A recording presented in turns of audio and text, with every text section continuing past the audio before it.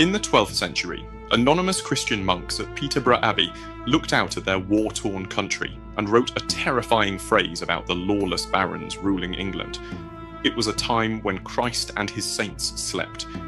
For nearly 2 decades, a civil war called the Anarchy tore the nation apart because a king died and a ruling aristocracy completely refused to accept his chosen female heir. Sound familiar? To understand how a single royal dynasty could fracture so catastrophically, we have to look back at the patriarchs who started it all. Aegon the Conqueror directly mirrors William the Conqueror, the direct ancestor of today's British royal family. Just as Aegon unified the fractured kingdoms of Westeros, William crossed the English Channel from Normandy in 1066 to invade England and subjugate its rulers. Both are larger-than-life founding figures whose conquests redrew maps and birthed centuries of royal drama. And now, as Season 3 of House of the Dragon approaches, the slow, agonising political chess match of the last 2 seasons is officially over. The realm is plunging into total, unhinged war.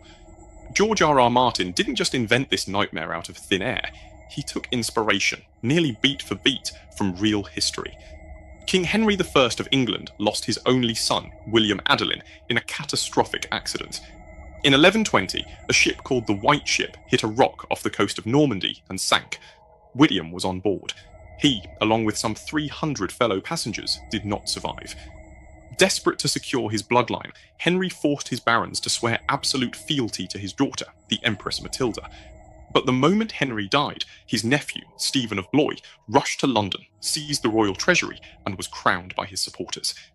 In House of the Dragon, Stephen became King Aegon II. Matilda became Rhaenyra. In reality, what followed was a total civil war.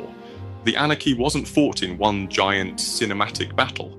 It was a grinding, nearly 2-decade civil war, driven by local grudges, scorched earth campaigns, and brutal sieges. Season 3 is about to show us that. As these magnificent dragons slaughter one another in the skies, the Targaryens are systematically hollowing out their own strategic deterrent, undermining the very foundation of their dynasty. In real history, the conflict left devastating consequences. Central authority collapsed, local barons built hundreds of unauthorized adulterine castles to seize regional power, while scorched earth tactics triggered widespread famine. When it finally ended, it was with a compromise where nobody truly won. King Stephen kept his crown, but was forced to name Matilda's son, the future Henry II, as his heir, birthing the Plantagenet dynasty. The historical tragedy was captured by George R.R. Martin. When we watch Joffrey, Daenerys, or Robert Baratheon 2 centuries later, we are looking at a world that was already broken.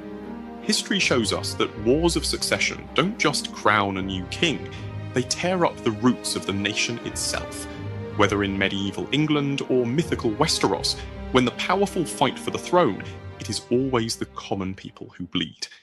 If this video helped you make sense of the historical background of Season 3, please give it a like and subscribe to the channel. Thanks for watching, and I'll see you in the next one.